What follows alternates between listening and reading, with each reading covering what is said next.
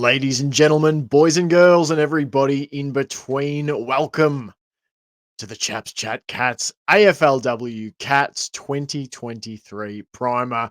A quick, far from comprehensive look at the AFLW Cats. So we're going to take a look back at the yearly records for this team. The Cats AFLW club was founded in 2019. They went 3-4 in their first year, which was good enough to finish second in the dreaded Conference B.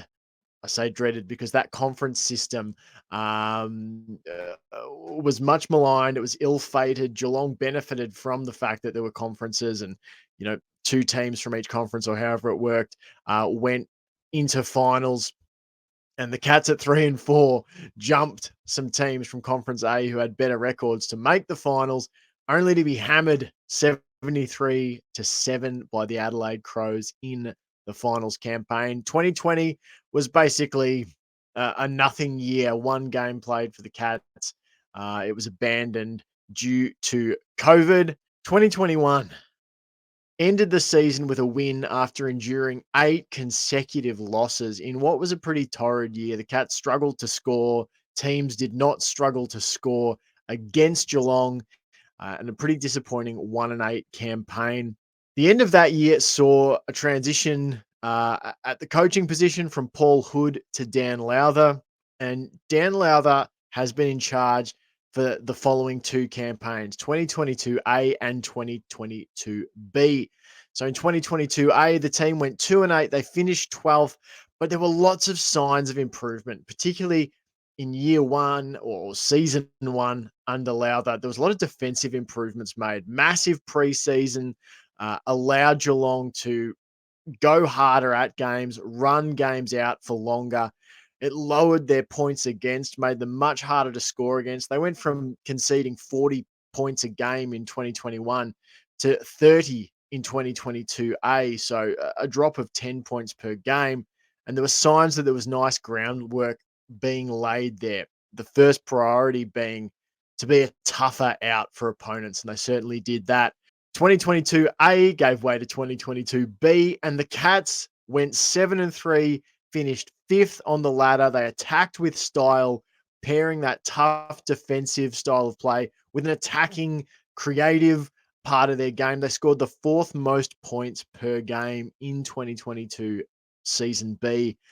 They did go on to lose in the first week of finals to North Melbourne, who played a really good game down at Cardinia Park. The Cats, though, had their chances to win that game. So from 2022A, where they built on good defense, to 2022B, where they learned to attack, and to go from a team that was tough to play against in 2022A to a team that could hurt the opposition going back the other way. Let's take a look next, just with a little bit more specificity at the Dan Lowther era. 2019 to 2021 was the non-Lowther era, I suppose. They scored 353 points in those years, conceded 760, while banking just the 4 wins and suffering the 14 losses. 2022 to now, they've scored 626 points for, conceded 523, had 9 wins and 12 losses. So you can see there the differential between those two halves of Geelong Cats AFLW history. They've scored 273 more points in these 2 full seasons under Dan Lowther. They've conceded 237 points fewer in that span of time. They've gained 5 extra wins. They've suffered 2 fewer losses. And it's worth remembering that, 7-3 in 2022B, or 7-4 if you include finals. 7 wins was, more than they'd had pretty much in their entire history combined. So massive steps forward. I suppose that leads us to talk about the on-field talent that get the job done week in, week out, and have been building since the first year, essentially. These are some of the bulk of the originals players who were brought into the Cats in that first season and are still there. You've got Becky Webster, Nina Morrison, Julia Crockett-Grills, Kate Darby, Meg McDonald, Georgie Rankin, and Renee Gehring. All of those players were there in 2019. They're there again this season in 2023 and have sort of formed the backbone of this Geelong Cats AFLW side. You can also throw in there Erin Hoare, who played for the Cats in their inaugural season and has since returned for the 2023 season. So they are the originals for the Cats. New arrivals in 2023. These are 4 players the Cats brought in. Erin Hoare, who was, as I said, was with the club previously in their inaugural season. Kate Sermon, Aisling Maloney, and Anna Rose Kennedy. The latter 2 players brought in from County Tipperary. So they are the new arrivals this season. These are the stars to know. These 4 players are sort of the ones that when I was thinking about this team, very much the name brands. You've got Amy McDonald and Georgie Prasparkas, who form a massive part of Geelong's midfield. Amy McDonald just consistently one of Geelong's best ball winners, consistently one of Geelong's most valuable players, and recognised so in the club's best and fairest voting. Georgie Prasparkas has played the 2 seasons for the Cats, was one of the selections under Dan Lowther in the draft in 2022A, and has been pretty much an instant hit star. Is a really damaging, explosive midfielder who can spin away from clearances, get the ball moving forward. Where Amy McDonald's sort of a accumulator sounds like a negative kind of way to frame it, and I definitely don't mean it so, but is a player who can win first use of the ball more often than not and get it out to the playmakers. Prasparkas uh, similarly can win the hard ball, but is extremely explosive with how she uses it.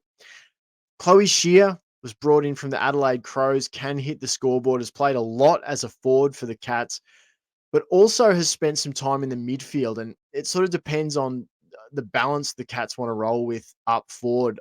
When she came in and played in the VFLW this season, for instance, she spent most of her time in the midfield. So I think that gives you a bit of a hint as to how the Cats might view her in 2023. It's great. She is an absolute powerhouse player inside the forward 50, but has plenty of diversity and versatility to her game and can go into the middle for the Cats if they want to mix it up. And finally, Meg McDonald, who's, the captain of the side, an absolute stalwart down back, that intercepting Geelong defender, uh, and, an absolute key figure for the Geelong Cats AFLW team. So they're 4 names that you really should know, and you'll get to know them really quick in the 2023 season because they're going to be on your screen an awful lot when you watch the Cats breakout watch. And these are 4 players who I think, if things go right, could become stars of this team. Now, Michaela Bowen's pretty close to being a star of this team anyway.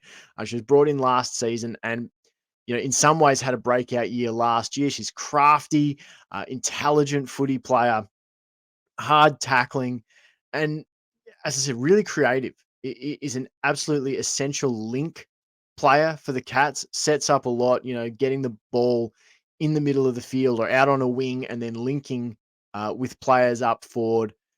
Brooke Plummer, I think we were pretty high on her last year on the podcast, sort of attacking half-back / wing player. She's listed in as a forward in AFLW Fantasy, a defender on the Cats website, so go figure which of those is correct. But I think she can get involved in the attack from defense, and I think she's going to have a great opportunity to do that early in the season because Becky Webster seems as though she's going to miss a little bit of time early with an injury. That's what I was reading a couple of weeks ago anyway. And I think Brooke Plummer could come in and fill that role for the Cats. Great pace, great dash off the back line, and a long, dangerous kick. Aisling Maloney, first season playing AFLW after playing, Gaelic football in Ireland. She could be an absolute breakout superstar, just depending, I suppose, on how quickly she can get on the field, how quickly she can acclimatize to the Aussie game. But was already a superstar over in Ireland. She's one of those creative forwards. Is the type of player I've wanted the Cats to get in from the Irish game. A little not like for like with Cora Staunton, but an attacking player, a player that backs her skills, backs herself to hit the scoreboard, to take on opponents and take shots herself, but also more than capable of bringing her teammates into the game. I think she could be an absolute year one star if all things go right. And finally, Melissa Bragg. I've watched a lot of the former super netballer in the VFLW this season, playing down back, and obviously has a height advantage over a lot of opponents, and is a confident intercept mark. But something I loved seeing her do in the VFLW season was take a bounce and run through defensive 50 to gallop forward and drive the attack. With a long kick out of the defensive part of the field. And I think that, with the departure of some defensive stalwarts like Maddie McMahon, Madeline Kerrick, I feel like there's an opportunity for Melissa Bragg to slot into that AFLW team on a more permanent basis if all things go well for her, and being a really damaging intercepting player for the Cats. All right, that is it. That's the history. That's where we currently stand. There's some players to know, both, the originals, the new arrivals, the superstars, the breakout potential candidates. I think it could be a really exciting year for Cats AFLW footy. They're absolutely poised. It feels like the last two seasons have been building a foundation, particularly that 2022B, where it was a building of a fitness base, making sure they could pressure all game, every game, throughout the entirety of the match, and then building on that with the attacking play in 2022B. It was like they built the defensive base, and now what are we going to do once we turn the ball over and win it back? How do we make the other team scared when we have the ball? And it really felt like they'd started to do that with that precise kicking and fast ball movement they were able to do in 2022B. So I think we're going to see an extension of that. Finals is absolutely my expectation for this team. I think they can make top four, particularly if they, in a 10-game season, getting off to a good start is so important. But win the majority of your home games, try and pinch a few on the road. I think top four is well within sight. And I think the expectation should be for this team to play finals in 2023. They've got a massively talented side. They've got a system that they seem to love and trust. So I hope you get on board the 2023 AFLW Cats. If you'd like to hear our coverage of the team this season on the Chaps Chat Cats, we do it twice a week. There's a recap show every Monday night and a preview show that comes out later in the week for the following weekend's game. So get on board the Chaps Chat Cats podcast. We'd love to have you along for the 2023 AFLW ride. Until next time, go Cats.